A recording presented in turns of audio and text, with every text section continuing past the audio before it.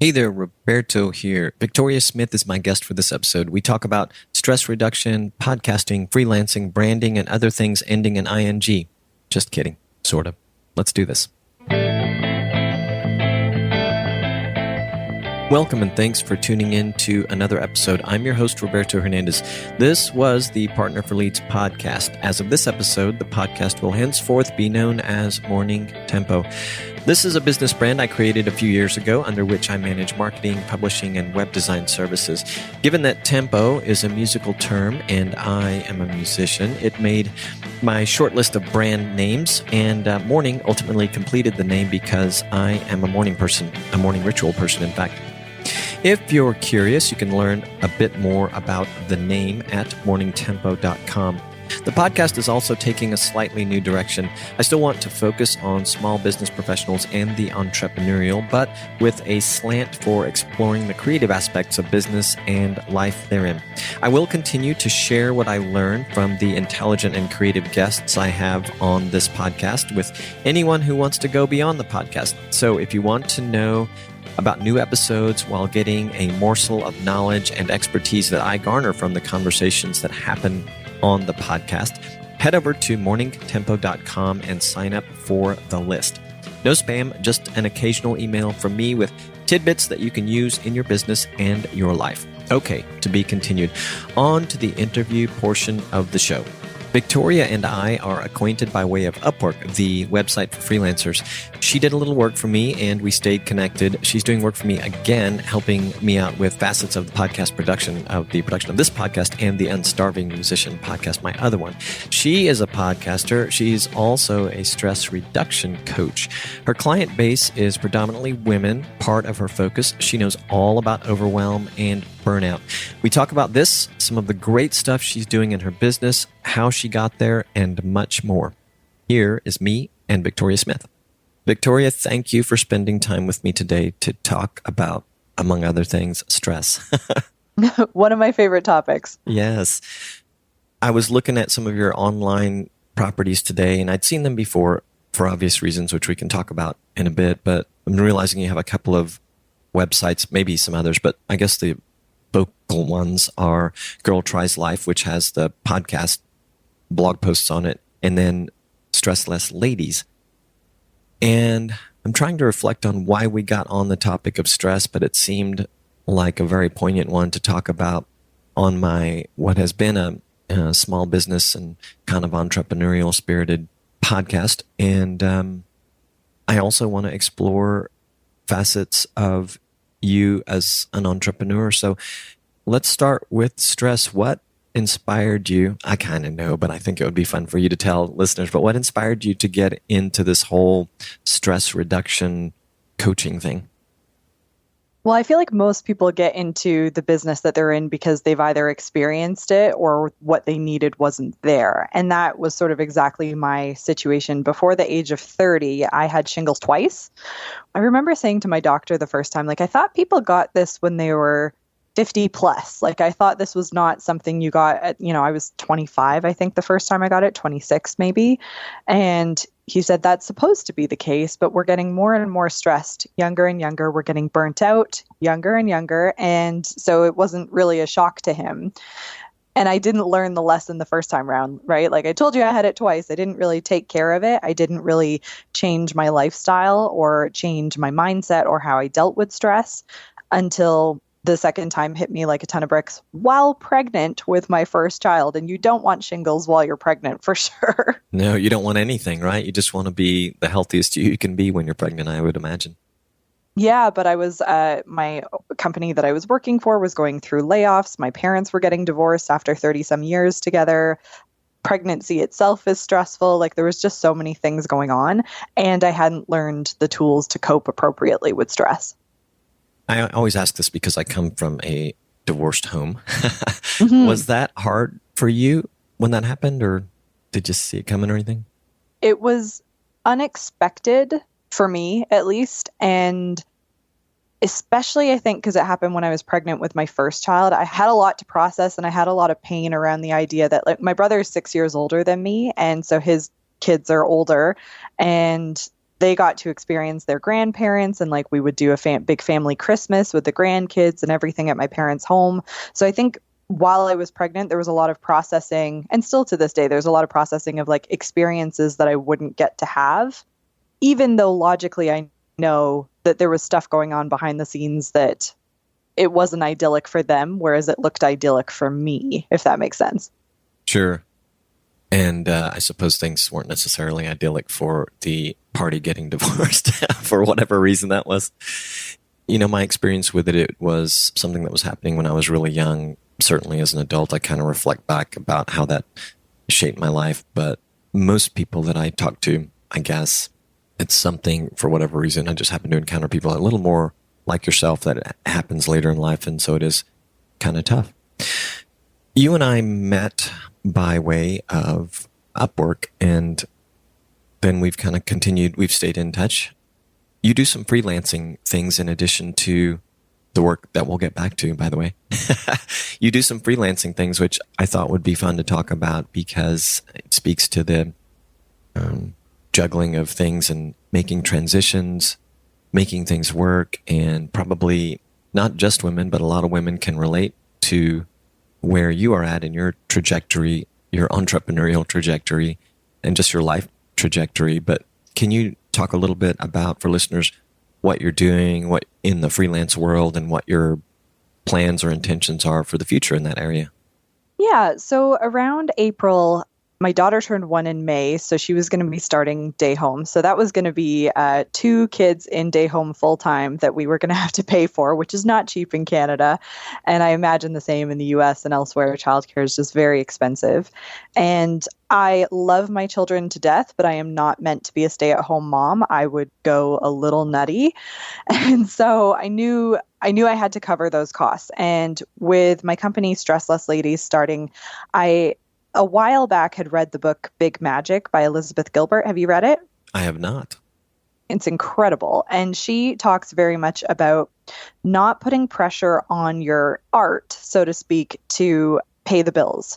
Because when you do that, you come from a place of sort of desperation and forcing it and all that kind of stuff. And I very much could relate to that as an entrepreneur. I was like, I don't want to feel that I have to make full-time income from stress reduction coaching right out the get-go, because I just knew that that was going to come off in my sales approach and how I was talking to people. I didn't want there to be that urgency and desperation to it.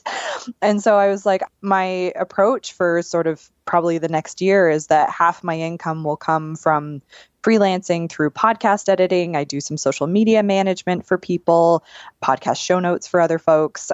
And so that, to me, it's a skill set that I have and I enjoy doing it. And it helps allow me that freedom and flexibility as I'm growing Stressless Ladies. That's great. And, you know, I've been hesitant to mention it in any sort of public way, but I'm just going to go ahead and say it. And, well, you know, whatever, whatever happens. But so we started our relationship on Upwork, you doing some show notes work for me. I guess to frame it the best I can, you know, we reconnected outside of Upwork eventually to talk about doing some more things. So we continued to work on my podcasting endeavors, and it's been great. It's been a great experience. So I kind of wanted to say that for a couple of reasons. One, for anyone listening who might be looking for someone who has some of the skill sets that you just mentioned and is actively working with clients. And maybe sounds like you've gotten pretty busy. So not that you're actually looking for new clients, but it's never bad to have people inquire, because sometimes the timing changes things. Suddenly there's an open space for someone. But yeah, and I'm not opposed to new clients. I am very, it sounds weird, but I'm being very choosy about who I work with, because if I'm listening to all these podcasts and I'm doing all that work, I kind of want to enjoy the topic. Yeah. And so there's some that I've been approached with where the topic, I was just like, I'm not going to do the best work for that person. So I am looking for clients, but the right clients. So on that note, just out of curiosity, we've talked about the fact that you're not a musician, or you said this the other day. And the reason it's significant for anyone who's maybe listening to this episode for the first time, I have another podcast which has many more episodes than this one that is for independent musicians predominantly. And so that's the one that we've done most of the work together on.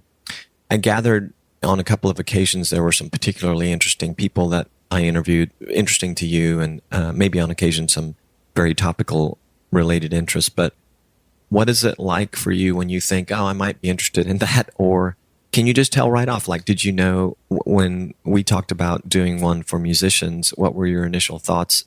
Did you kind of go in with, well, I want to do this for reasons that aren't entirely related to the subject matter of the podcast, and then did you have to sort of tell yourself, I'll explore, the topic matter and make sure it sings to me, so to speak? No pun intended. A little bit of both. Pure openness. I was looking to start making some income, so I was kind of casting the net wide. But I did also make sure that I listened to a couple episodes. And I mean, if you look at my own podcast feed, it is very varied. So there's kind of no rhyme or reason to what I listen to and what I get into. And what I love about the Unstarving Musician podcast is that essentially they're all entrepreneurs, right? I mean, there's a few of them with a day job, but if you are a musician who is wanting to make an income, you are an entrepreneur. And so I love an entrepreneur's story, whether it's they're starting a baby food company, or they're a musician, or I also work with a recruiter who's an entrepreneur. So it's really the entrepreneurial story and journey is fascinating to me in whatever format it comes in. Yeah, isn't that funny? And I say it a lot. I'm sure you've heard me say it on the podcast that independent musicians are just like small business owners facing the exact same problems, with the occasional variation because they're writing songs and they're thinking about things, often not always in a very musical context. Yeah. So, okay, that's good to know. And yes, timing is everything, right? So I was there at the right time, and the net was wide, and there I was. So that's good. So for you, I'd love to know also, you have this inspiration to help people in the area of stress and overwhelm. What inspired you to actually create some of your content via your podcast, which, by the way, is called Girl Tries Life? Girl Tries Life. So the podcast actually started well before I became a certified health and life coach. Mm-hmm. And the podcast started truly because I had a blog and I interviewed some people who I thought were really incredible and transcribed those interviews, and nobody read those posts. Nobody. And I mean, I interviewed Diana Gabaldon, who is the writer of the Outlander series, which in the US and North America is insanely popular, and nobody read it. So I was like, there's got to be another option for this. I loved listening to podcasts, but I think there's that hurdle for people who haven't been very out there visually or in the auditory sense. It's going on a podcast, hearing your voice every day is a new experience. So it was definitely a hurdle to get over, but I've loved the process, and it's definitely taken over from blogging. So I enjoy it. That's great. You have a nice voice for it, by the way. I heard a comment. I think we all experience it. Sometimes you listen to a podcast, maybe a very popular one, and you're like, oh no, I can't listen to this person's voice. But I heard a comment from Elsie Escobar. Do you know who she is from Libsyn and She Podcasts? No. You should know. Oh, yes. She Podcasts. Yeah. No, that sounds familiar. Yeah. And she's actually in the midst of doing a first event that's turning out to be huge for women in podcasting. And I find it kind of funny because, there's always this joke, and my wife and I talk about it, that women are so ruthless with one another when it comes to criticism.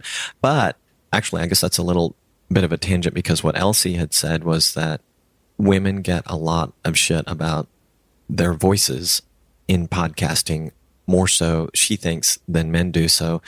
And I think she was talking about it from male critic perspective. She'll literally hear about or hear yeah, your voice is just kind of, or I don't like your voice, and maybe you could. And I say all that just to say, I think you're really lucky, because although, there's always some people that'll listen to you or to me and go, nah, I can't listen to that person's voice, I think. But in my opinion, there are some people that they're either extremely animated or they have a certain tone to their voice that probably has a higher incidence of people going, nah, I can't do that on a weekly basis. I couldn't listen to David Beckham do a podcast. That would be terrible. I say that about one of the most popular entrepreneurial podcasts. Now I'm forgetting the guy's name, and I shouldn't. He does a big series on John Lee Dumas. Oh, man. Yeah. Oh, I don't think I've heard his. Oh, he's got a huge podcast, and he's just a character. He's a sweet guy. I've seen him speak. I actually got to take a picture with him at a conference I was at. Really nice guy. But I'm just like, he's a bit over the top for me. I can take enthusiasm in small doses when it's really high. And one of my best friends is like this, super enthusiastic in everything he says. And I have to tell him sometimes, dial it back a little bit for me, will you? Yeah. But yeah, for sure. I would imagine I put some people to sleep. So can you, I don't know if it's to my detriment, but I like talking about podcasting for obvious reasons. It's a selfish reason, but can you tell me about the Alberta Podcast Network and what your relationship is with them? So for listeners, I live in the province of Alberta in Canada, and I started to hear about the Alberta Podcast Network sort of through Twitter, through social media. A friend of mine named Vanda runs a podcast called the Tight End Podcast, where it's women's take on sports and that kind of stuff, and she's so funny. And I noticed that she started reading some ads from the Alberta Podcast Network, and I looked into it a little bit more. And what it essentially is just a grouping, a network of podcasts in the province of all different kinds of topics: pop culture, education, personal development, sports, entertainment, you name it. And this network comes together and sort of promotes one another, right? And there's a little bit of advertising in it. So being in the network, I am sort of paid a nominal amount per episode to run a couple ads. But what I also love is they're always very open to what we're comfortable with running as ads and what we're not. So if there's something, if an advertiser comes to them and all of us are like, nope, not happening, then they don't run it. But pretty much most of the ones that we've been approached with, we really are open to and enjoy. And in many cases, I've used those products or services. And yeah, it's been a really great experience. And again, this is how I say I've got like a feed on my podcast list of like, there's a Eat More Barbecue podcast where I'm like, now I know where I need to go be eating barbecue in Alberta this summer. There's so many different topics that are fascinating. Yeah, that is interesting. Something I'm sure that exists in the U.S. is predominantly my market. Not entirely, but I'm sure there's something somewhat similar there that I could consider myself. How do you like hosting with Podbean? I love it. I mean, I personally love it more than Libsyn. I just find it very user friendly. I can learn tech and I can learn new platforms. Like learning how to edit podcasts was a big hurdle for me, and now it feels easy. But I just find Podbean so user friendly. Are they doing things for the most part? I don't mean to say like or the way that Libsyn does it, but are they providing the same features beyond, the RSS feed? And I assume they connect you with, they help you to get listed with various services like Apple Podcast, Spotify, all that. But are they doing anything outside of what you've seen in Libsyn, just out of curiosity again, and for people who are sort of, and this is a question I get a lot, like, who should I host with? Because I'm always trying to help podcasters, but I've heard good things about Podbean, Blueberry. I know Libsyn, and I try to say that, but are they doing anything outside of the basic core services Libsyn does? I honestly don't think they're doing anything different. I think they just make it more intuitive and user-friendly. So, I mean, this is, if anyone's listening who podcasts, you will totally understand what I'm talking about. But on Libsyn, it's just a functionality thing. You can schedule a post for like a week out, and when you go to like schedule it, it says publish. And for me, that is like a gut punch of like, oh my gosh, did my episode just go live when I wasn't expecting it on Libsyn? Whereas on Podbean, it's just very clear, scheduled or published now. Like, it's just functionality like that I find is so much more intuitive for the average person. That's a great observation. It's one I've not shared with Libsyn. I'm sure somebody has, but I should share it with them, because I too, the first few times I did that, I panicked, coming to realize later that, you know what, if it actually does publish, I can unpublish it faster than it can possibly get out to the services. So, okay, well, it's good to know. If I have anybody kind of ask me questions about it, I might send them your way, if that's okay. Yeah. And does Libsyn have a page that you can, like an external page that people can find your podcast on? Yeah, absolutely. So all that summary stuff you do at the top, at the beginning part of my episodes, they go to a web page for the Unstarving Musician on Libsyn. Yeah. I'm actually asking them some interesting questions about that, which I'll share with you after all this. But this may be the last podcasting questions, but why do you think, or why would you, if you would, encourage women or any other, it doesn't have to be women, but I guess, we'll focus there, but why would you encourage other women to podcast? I think you have to have a purpose, like have a purpose behind it. And that purpose might evolve over time. But my pet peeve, and I think most podcasters' pet peeve, is when people are like, hey, I have a buddy and we're funny and we'll do a podcast together. Like most people are like, ugh, not another one. But if you have a purpose or a message or some sort of theme that you want to see represented, and you don't see it out there, I think do it. Give it a shot. It is a lot of work. Like it's, I think people think podcasting is just like hit record, upload it. It's no big deal. But you and I both know that to do a interview podcast, to edit it, depending on how much you edit it, to get the show notes out there, like it's about like 6 hours a week for an hour-long episode, possibly more depending on like going back and forth with the interview guest. Like it's no small feat, but I genuinely would do this even if I wasn't I was doing it before I was part of the Alberta Podcast Network. And that would be my cat that has decided to make an entrance. That's okay. My cat will do this. He generally doesn't meow, but he'll just he'll come. Actually, I closed myself up in a room for this, and suddenly my cat appears, who's been sleeping in here for a while, and then he's like just stands at the door waiting for me to let him out. But anyway. Oh, see, this one's just wants to be loved. Oh, Cuckoo, please stop crying. Feel free to cut that out. That's okay. No. That just takes more time. So I said it was going to be the last question. Maybe this is more of comment or discussion, but I don't know if you and I have discussed this, but so the Partner for Leads referral group network is going away very soon in its current form. And that is, it has been a web platform to help manage and grow referral leads groups, the type that meet generally weekly in person groups of people for one prime function, which is to generate referral business for one another. So that's kind of going away. And with it, Partner for Leads, the company. This podcast, on the other hand, it's something that I started and will continue to do. So first thing is, well, I have to rebrand that fairly near future. I don't have a deadline on it yet, but I need to do it pretty soon. And then I started thinking, and do I really, there's so many business podcasts, right? And so I'm going to just bounce my thoughts off of you, and I'm curious, and then it will hopefully result in a question that I can ask you as well. But I thought, well, I really do enjoy talking to entrepreneurial people and hearing about their journey. So I have a recurring theme that I bring up with my email list for the non-musician entrepreneurs and with musicians, which is creativity. And I do think creativity has obvious connotations when you're talking about a musician or in a song, especially if they're writing music. With business, it does, but I'm not sure as much as it should, at least not in the world I've been in. Now, you can certainly find a lot of creator and creative related podcasts, but my thinking is to theme it around creativity within business.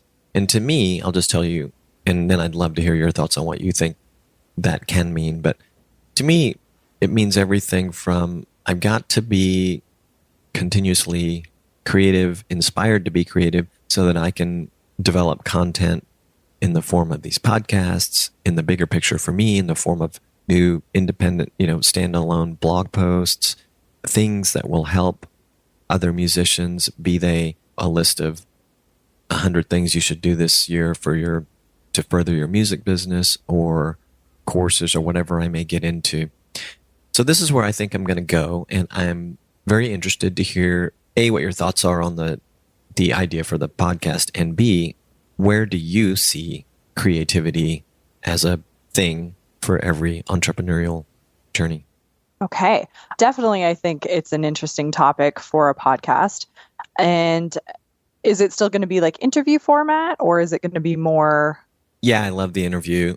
Occasionally I get inspired or forced into a situation where I feel like compelled to do something where it's just me, but generally I love to do the interviews, yeah. No, I do too. And it's such a, not even just a networking thing, but the more you know, right? So the more you expose yourself to different people, the more knowledge and creativity and ideas you have, right? I see business as such a creative endeavor. Like, I think the traditional kind of lens on creativity is like the painting, music, art, all that kind of stuff. But problem solving is incredibly creative. And I like that is the entrepreneur's life, is just constant problem solving, right? Like, how are you going to do sales differently? What are the products you're going to do differently? Time management, like how you're going to creatively manage your schedule is often even just a huge hurdle. And in the sales and marketing in particular, there's that content creation, which is pure creation. And trying to do it differently to how everyone else has done it before. I think or whatever your unique spin on it is. So this is partly why I love so far being an entrepreneur, is just every day is different and I get to have such variety in my life. Does that mean that you actually look at much of your work as the act of being creative, and that you look at all of the endeavors to help yourself be stressed less and less overwhelmed as a way to nurture that creativity? Yeah, I would say a good portion of that, because even when I'm coaching clients one-on-one, right? Like, there's no mathematical solution to supporting someone through their challenges, right? Like, it's not they say this, ergo I have to say that, and then they come to me with this problem and I come to them with X solution. It is a very balancing of the art of how you communicate with people in a way that they resonate with the most. So it is even just the bread and butter of what I do, the one-on-one coaching, is such a creative art and a dance in a way.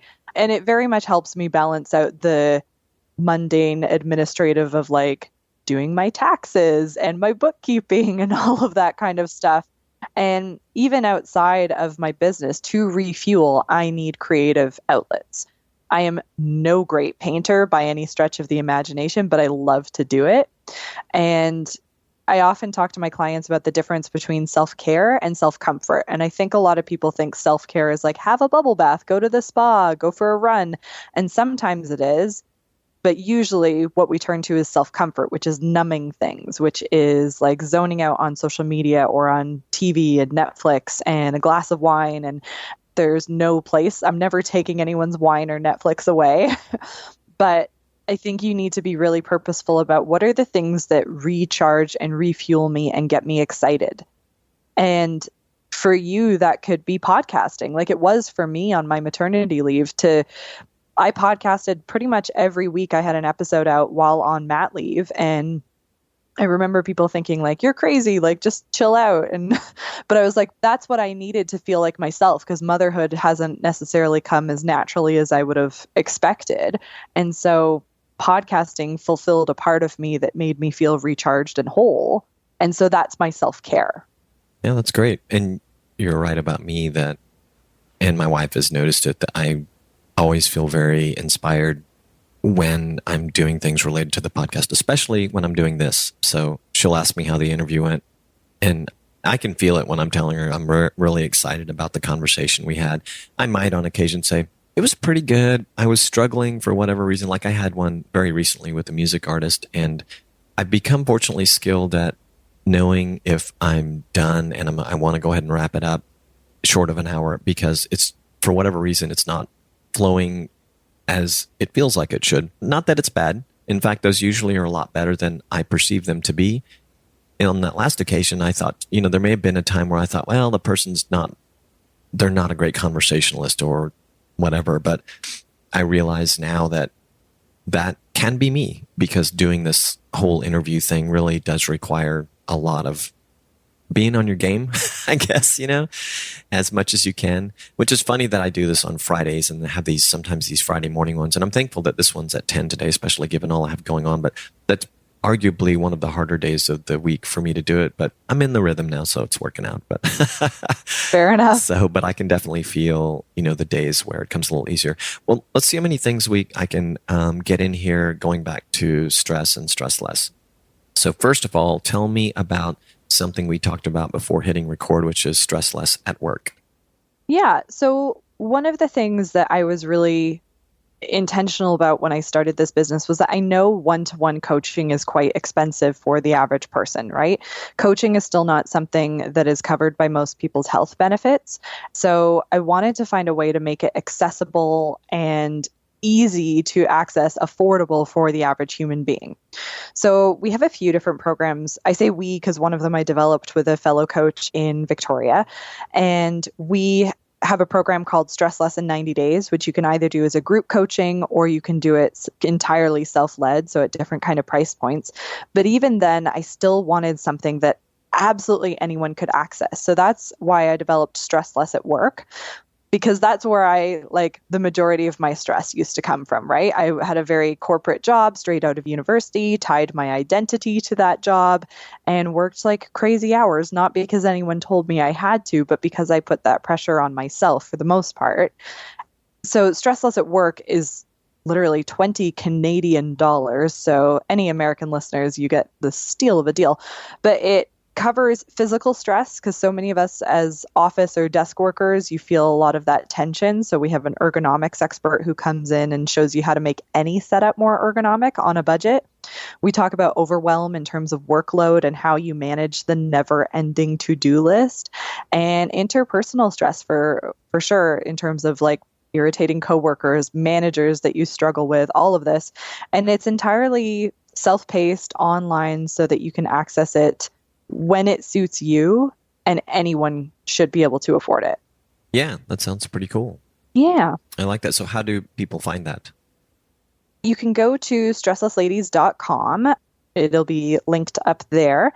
And yeah, so it's that and Stressless in 90 Days. We're also, my vision for the business is to continually add new niche courses to what we do at Stressless Ladies. So Stressless at Work is really for anyone, any gender, no matter how you identify.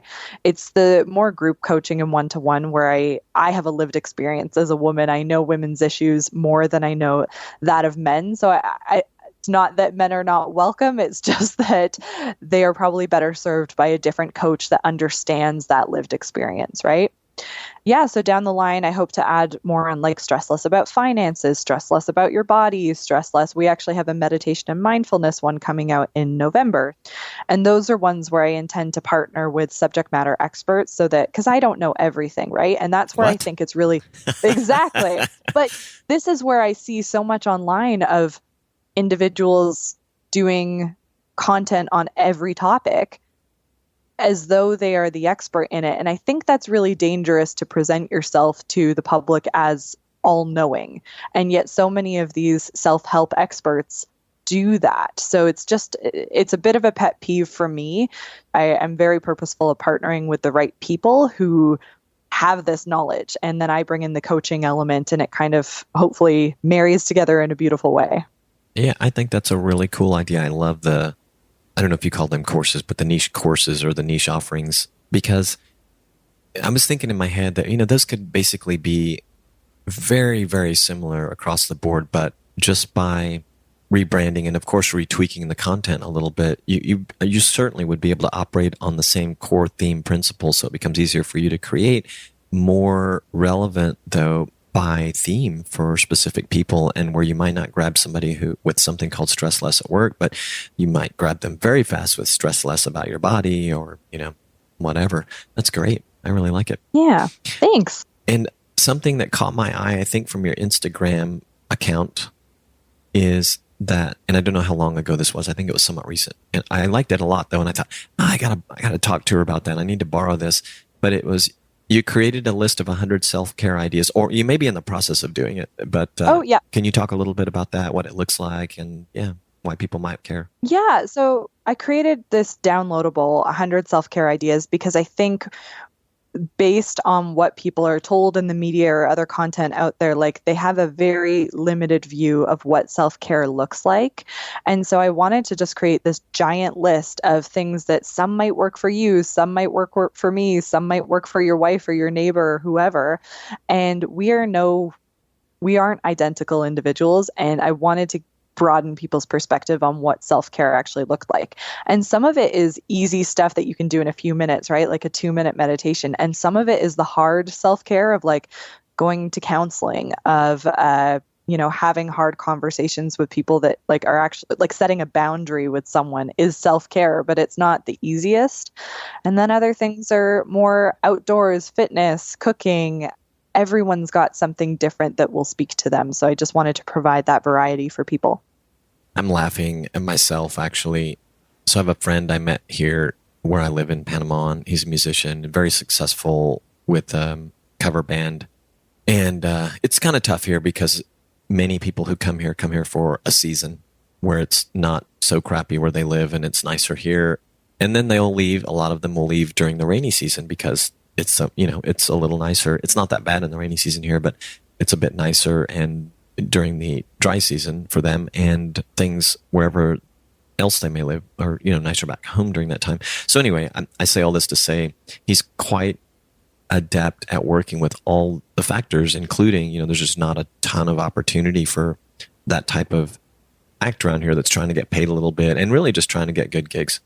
But I haven't really talked about this on the podcast, and maybe some of them will hear it. I talked to some of them, people in the band, about it, but I was laughing because the idea of drawing boundaries, I had reached a point where I'm like, I'm not enjoying playing music with this person. And it was no criticism on him. Well, it was a little bit, but I told him, and I was being very honest and like, it's not all about you. Some of it is definitely me, right? And in my head, I'm like, okay, too many of my buttons are getting pushed in this situation. So it literally became stressful. And so my boundary was going from we're working together to I just was one day like, you know what, I can't do this anymore. Let's talk about the transition, ASAP. So the funny part about it, and maybe hopefully, I did so in a way where he doesn't have any hard feelings about it. We haven't talked a lot, but we talked a little bit since then. But I was laughing a little bit at how harshly I created a boundary by doing that. Kind of sudden.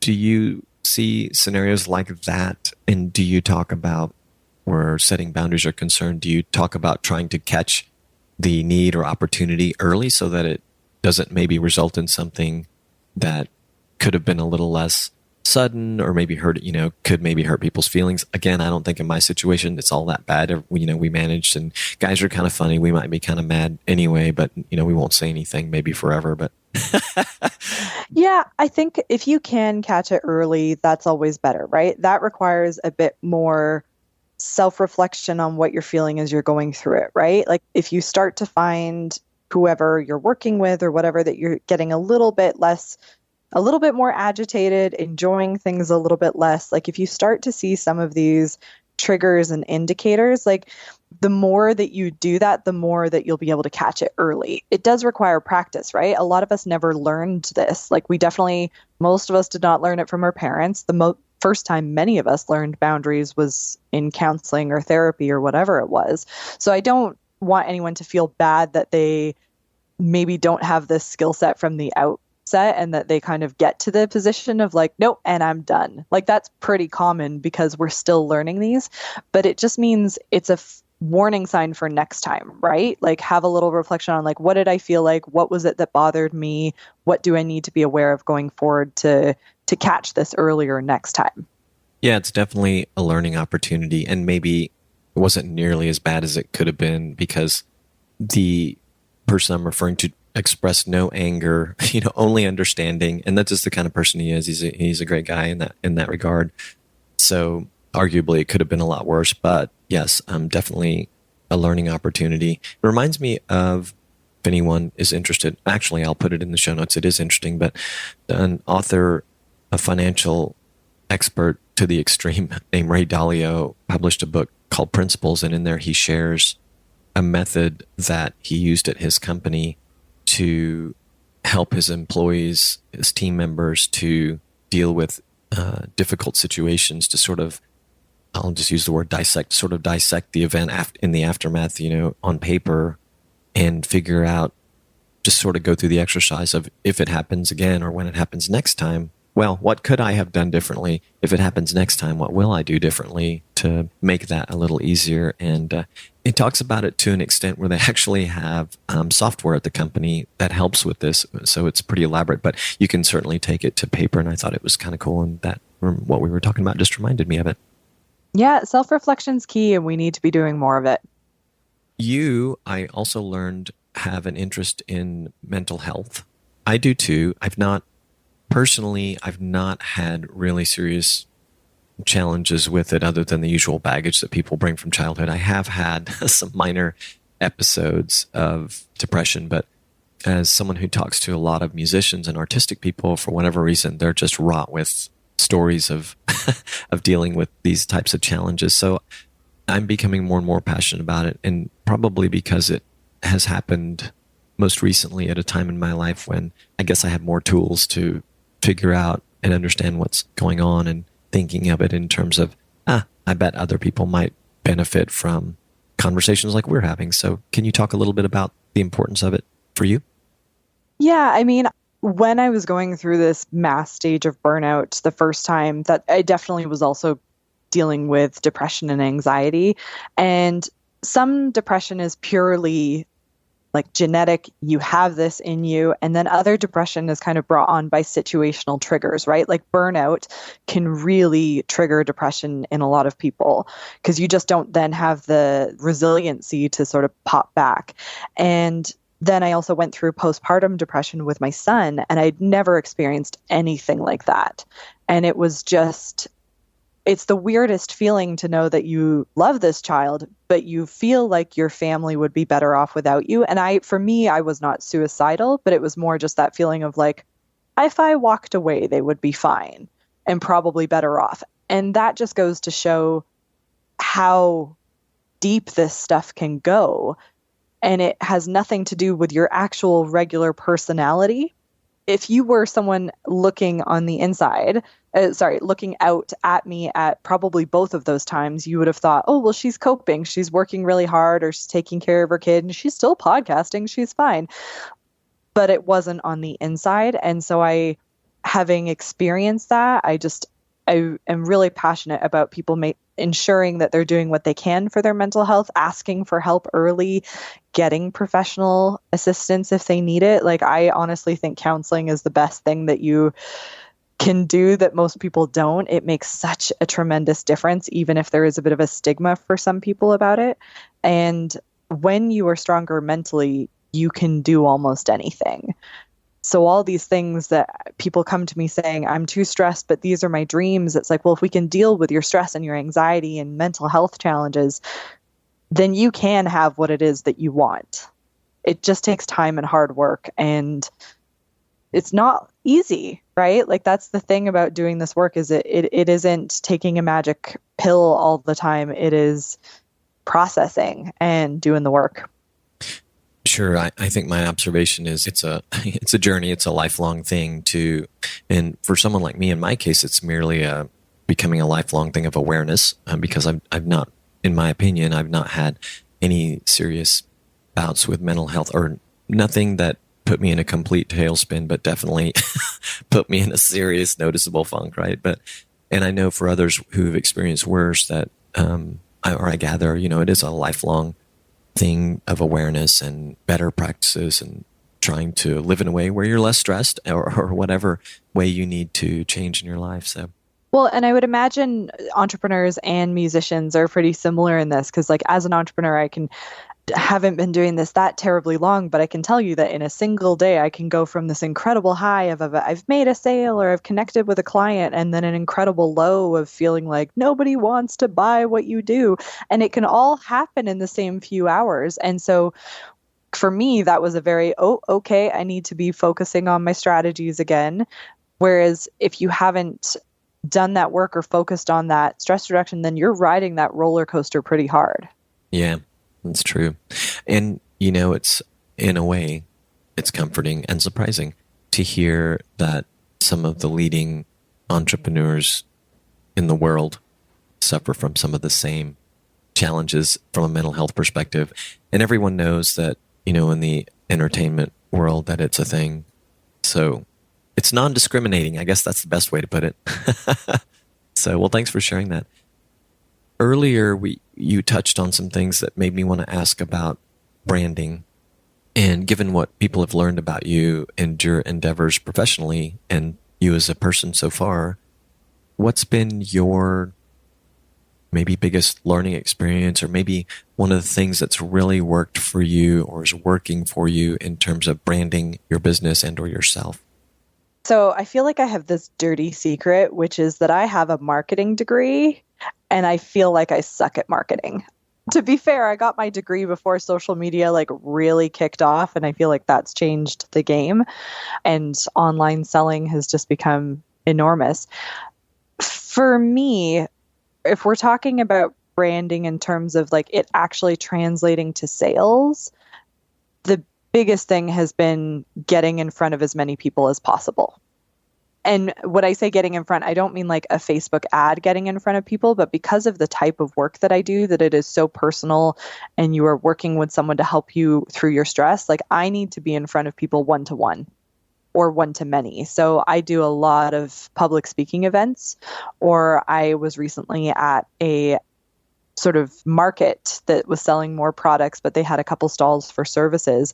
So to be able to have that conversation with people one-to-one and them see that I'm a real human and not just this random person on the internet, or for them to listen to my podcast and have an understanding as to how I interact with my guests and how I interact on the coaching calls, I think that's the biggest piece of my branding. I kind of brand more through content in terms of podcast, blog, and speaking engagements. That's great. And how have you gone about getting your speaking engagements, or what are you doing lately to pursue those? A lot of referrals where possible. I think that's key, right? Like if someone knows you and trusts you, then the person that can open that door for you is more likely to trust you. And so I've been reaching out to groups that I think have a better link with me in terms of demographic, like moms groups, and like this market that I was at this weekend was pretty much all women, many of them moms in their sort of early 30s. And so that was definitely my demographic. And yeah, just trying to identify the right groups, and especially corporates, figuring out which, like, I think most people could say they are stressed at work, but figuring out which are the environments with higher levels of stress. Like I just did a paid engagement with a major bank this past couple weeks, and before that is with a tech company. And so it's finding the right folks and then the right referrals if you can do that. LinkedIn has been really big for helping open some of those doors. Great. That's good to hear. I was checking out your LinkedIn profile just this morning, and at a glance, I'm like, this looks pretty good. Yeah, it does. It's an area that I have neglected in terms of, just being there, one of the social networks. But as you know, from talking to me outside of this, social has not been my big focus as of late, but it's something definitely that I want to stay with. It's not the most important thing for me right now, but like I'm not sold on all social media. I honestly see LinkedIn as it's just a connector. Like it's not something I'm actively posting on. It's not something most people I know are actively posting on, but I have yet to be like super convinced that Facebook and Instagram and Twitter are going to be the solution for my business. Now, for other businesses, all of these handmade goods and things that are very visually appealing, I think social media makes a bigger impact because you can see it. It's it's more tangible, but what I do isn't that. So I'm not convinced that social media is going to be my money maker, if you will. Yeah, no, I get it. I do believe, because I've seen it through educators in the musician arena, I do believe that there are ways that you can use specific social media channels to develop connections, just like you talked about doing on LinkedIn. I've seen it. I've seen very outlined methods for doing it, and I've heard the testimonials for it. I'm seeing people do it in the music world, some of them. But, it's one channel, one approach in that case. But I don't know, one facet of it for sure is assisting your branding and visibility. I do want to say, I was sitting here looking, instead of typing on my keyboard as I want to do to make noise on the podcast that I don't want, I grabbed my phone here. There was an episode of this podcast by a gentleman whose name is eluding me at the moment, but the episode that relates to LinkedIn, the gentleman that was my guest, whose name is David Kilkelly, he is a video production professional, and he's very focused on LinkedIn right now because he said video for LinkedIn is kind of at its dawn. For those of us who remember when Facebook first introduced video, that it was really easy to get engagement in those beginning months. And then as the algorithm evolves, not so much anymore. But LinkedIn is at that place right now. And just thought it was worth putting out there because he's very much into teaching businesses how to use video for LinkedIn. And he thinks it's really a golden time. So yeah, and it's funny because I actually did a video for LinkedIn, a very like grassroots basic video on sort of 4 irritating kinds of coworkers and how to deal with them. And it got way more traction than my regular sort of posts or anything like that. So yeah, there is definitely something to it. probably because your face was on it. People are like, hey, look at that. There she is. Oh, I know. But you also then have to, as the entrepreneur, get over seeing yourself on video. And I think one of your musicians, Cam Gillette, I think he said this in his interview about like musicians or individuals or whoever, we just need to be less precious about our face and just get over it. Yeah, that was a great conversation because he was kind of struggling with that. And yeah, I know it happens to most of us, I guess.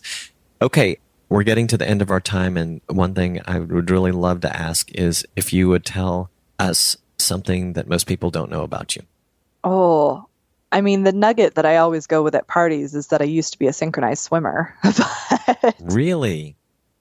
For like 3 years. But yeah, I was a competitive synchronized swimmer and I really enjoyed it. I just it was at one of those times in my teen years where kind of like we were saying at the beginning of this podcast of like females not supporting other females. It was that teenage years of girls being really catty to one another. So it was less that I quit it for the sport's sake and more that it was stressful. So yeah, all comes back to stress. That is so funny. And you said something and it just makes me think it's so ironic because earlier in the conversation I was talking about how it's kind of a joke with me and my wife and sometimes others that women are so brutal with one another in their critique. Yet they're, since I've gotten into podcasting especially, and maybe it's because of the musician world and in the podcasting world, women are so supportive of one another on the deliberate front. I think it's maybe, and I don't know how true this really is, but the observation I make is when you're not connected to one another, and it's just kind of the way it is of the world, we're more emboldened to be very opinionated and expert at things. Yeah. So we might be a little harsh on one another, but well, thanks for sharing that. I'm not sure I would have ever known that, but unless I just happened to run into you at a party. And thank you again for spending time with me today. I think this is going to be another great episode. Well, thanks for having me on the podcast. Of course, pleasure was mine. Thanks again for listening. If you like what you heard today, subscribe on Apple Podcasts or wherever you get your favorite podcasts. Until next time.